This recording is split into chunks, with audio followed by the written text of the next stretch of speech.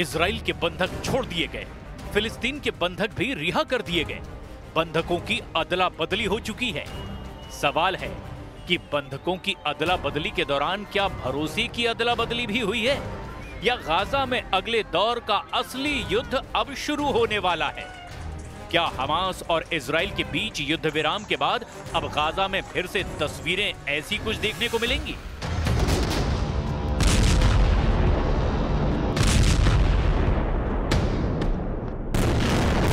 जब इजराइल ने गाजा की ईंट से ईंट बजा दी, पूरे गाजा को तहस नहस कर दिया, मिट्टी में मिला दिया, बमबारी में 68,000 लोगों की मौत के बाद क्या अब मौत का आंकड़ा दूसरी स्टेज पर पहुंचकर 1 लाख की तरफ बढ़ने लगेगा?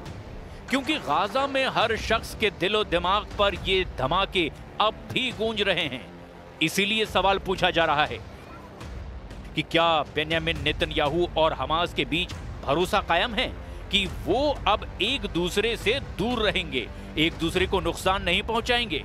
फिर युद्ध नहीं होगा, इजराइल की सेना गाजा में नहीं घुसेगी और हमास भी अपने हथियार डाल देगा। और अगर हमास हथियार डाल देता है तो क्या गारंटी है कि इजराइल फिर कभी गाजा पर चढ़ाई नहीं करेगा?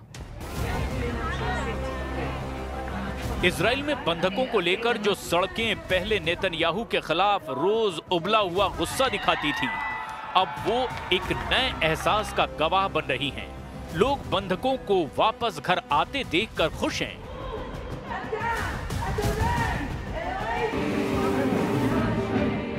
We fought for it for a long time. We waited for it for such a long time, and to think about it, we were in the same place 2 years ago with all the stress and all the confusion, and now we can breathe with like full lungs, you know. Wow, we were overwhelmed. We're so overwhelmed. She's a soldier. She's not going to be a soldier anymore. That's it. We're done. They're home. इसीलिए कहा जा रहा है कि Gaza में भरोसे वाला बम सुलग रहा है। इसीलिए कहा जा रहा है कि गाजा में हमास और इजराइल के बीच सबसे निर्मम युद्ध अब शुरू होने वाला है। भरोसे वाला बम फटा तो फिर इस तबाही को रोकने के लिए 10 डोनाल्ड ट्रंप भी कम पड़ेंगे। अगर हमास ने हथियार सरेंडर नहीं किए और इजराइल ने भी गाजा में बमबारी शुरू कर दी तो क्या होगा? क्या गाजा में हमास और इजराइल के बीच भरोसे वाला बम फटने वाला है? गाजा को लेकर मिस्र में शांति प्रस्ताव को लेकर हमास पीछे हट गया है। हमास ने कहा कि मिस्र में जो प्रस्ताव दिया गया उसके कई पॉइंट हमास के खिलाफ हैं। मिस्र की बैठक में ना इजराइल ना हमास दोनों की गैर मौजूदगी बता रही है कि पेच फंसा हुआ है। इसके बावजूद ट्रंप का इस मीटिंग में आना बता रहा है कि वो युद्ध विराम को लेकर कोई रिस्क नहीं लेना चाहते। ऐसी कोशिश दूसरे फ्रंट पर भी हुई है। हमास और इजराइल के बीच भरोसे वाला बम फटे, इसके लिए डोनाल्ड ट्रंप तेल अवीव पहुंचे। इजराइल की संसद में स्पेशल सेशन हुआ, इसमें डोनाल्ड ट्रंप भी शामिल हुए। उनके सामने नेतन्याहू ने भी बड़ी बड़ी बातें की। युद्ध खत्म करने के लिए डोनाल्ड ट्रंप की भूमिका के कसीदे पढ़े। लेकिन क्या नेतन्याहू डील के मुताबिक अपने वायदे पर कायम रहेंगे? ये सबसे बड़ा सवाल है। Mr. President, you are committed to this peace. I am committed to this peace. And together, Mr. President, we will achieve this peace. बंधकों की अदला बदली के बीच डोनाल्ड ट्रंप का इजराइल पहुंचना बहुत बड़ा मैसेज है।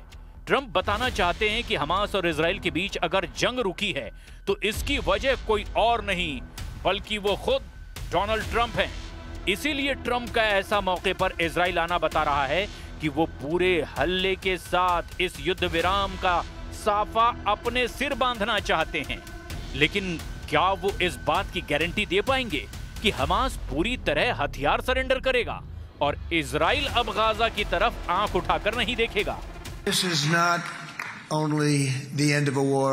This is the end of an age of terror and death and the beginning of the age of faith and hope and of God.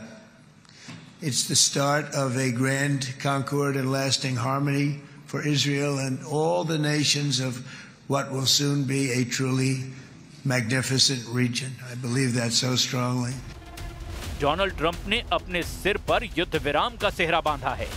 इसके लिए उन्होंने इजराइल की संसद में बहुत से लोगों को अपनी लाल ब्रांड वाली टोपी पहना दी। इस टोपी पर लिखा है ट्रंप द पीस प्रेसिडेंट, यानी ट्रंप ने अपनी तारीफ खुद करने वाला पैंतरा अपनाया और इजरायली संसद ने इसे हाथों हाथ लिया। If you think we settled 8 wars in 8 months, I'm now including this one, by the way, if that's okay. They may say, well, that was quick, because yesterday I was saying 7, but now I can say 8. The hostages are back. The hostages are back. Donald Trump के भाषण के दौरान हुआ हल्ला बता रहा है कि गाजा डील को लेकर के चीजें सर्वसम्मति से तय नहीं हुई है, कुछ पेच बाकी हैं। इसीलिए कहा जा रहा है कि गाजा का भविष्य हमास और इजराइल की नीयत पर टिका हुआ है। I was kicked out of the Knesset for raising the simplest demand, one of the whole international community agrees on. Recognize the state of Palestine. Recognize the simple truth. There are 2 peoples here and no one is going anywhere. Israel और फिलिस्तीन के बंधकों की अदला बदली से पूरी दुनिया को बहुत उम्मीद बंधी हुई है, लेकिन गाजा का क्रूर सच ये भी है कि यहाँ 2 साल के दौरान दुनिया ने 68,000 लोगों की लाशें देखी है। ऐसे में इजराइल के वायदों पर यकीन करना बहुत मुश्किल है और हमास की जुबान पर भी इजराइल का भरोसा ऐसा है कि वो सुई की नोक पर टिका है। We, the United Kingdom, stand ready to play our full part. In particular, we stand ready in relation to monitoring the ceasefire and decommissioning Hamas capability and weaponry. And that's drawing on our experience in Northern Ireland and the IRA, which we dealt with in particular in relation to decommissioning. So, दावे और वायदे बहुत हो रहे हैं, लेकिन डर अब भी बरकरार है। डर इस बात का कि अगर इजराइल का ब्लॉकेड गाजा के चारों तरफ रहेगा तो क्या हमास और इजराइल की टक्कर दोबारा नहीं होगी, और अगर ऐसा हुआ तो क्या इजराइल की एयरफोर्स फिर एक्टिव नहीं होगी। 2 साल के दौरान गाजा में इजराइल की बमबारी में 67,869 लोगों की जान चली गई, यानी रोज गाजा में 95 लाशें गिरती रही और पूरी दुनिया होठ सिलकर बैठी रही। गाजा में 2 सालों के युद्ध के दौरान 1 लाख टन बम गिराए गए, कोई बिल्डिंग साबुत नहीं बची, सिर छुपाने के लिए तंबुओं के अलावा अब गाजा के पास कुछ भी नहीं बचा। इसमें कोई शक नहीं कि गाजा पर बमबारी को लेकर पूरी दुनिया की नाराजगी टीवी स्क्रीन पर छाई रही।